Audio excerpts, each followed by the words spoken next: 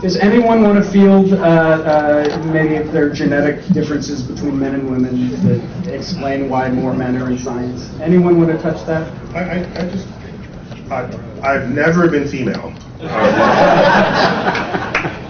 but I have been black my whole life, and so let me perhaps offer some insight from that perspective, because there are many similar social issues related to access to equal opportunity that we find in the black community as well as the community of women in a white male-dominated society.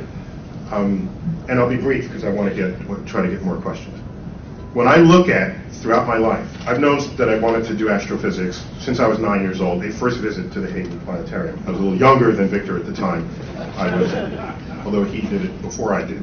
And so I got to see how the world around me reacted to my expression of these ambitions. And all I can say is the fact that I wanted to be a scientist and astrophysicist was hands down the path of most resistance through the forces of nature, forces of society. Anytime I expressed this interest, teachers would say, don't you want to be an athlete? Or don't you want to? I want to become something that was outside of the paradigms of expectation of the people in power. And so fortunately, my depth of interest in the universe was so deep and so fuel enriched that every one of these curveballs that I was thrown in, fences built in front of me and hills that I had to climb, I just reached for more fuel and I kept going. Now here I am, I think, one of the most visible scientists in the land, and I want to look behind me and say, well, where are the others who might have been this, and they're not there? And I wonder what is the blood on the tracks that I happened to survive that others did not, simply because of the forces of society that prevented at every turn, to the point where I have security guards following me as I go through department stores, presuming that I'm a thief.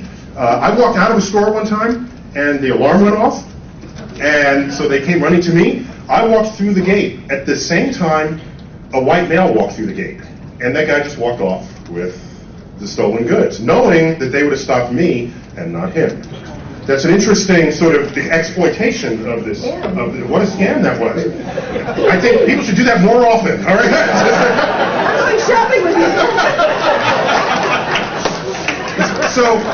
So my life experience tells me that when you don't find blacks in the sciences, you don't find women in the sciences, I know that these forces are real, and I had to survive them in order to get where I am today. So before we start talking about genetic differences, right, you got to come up with a system where there's equal opportunity.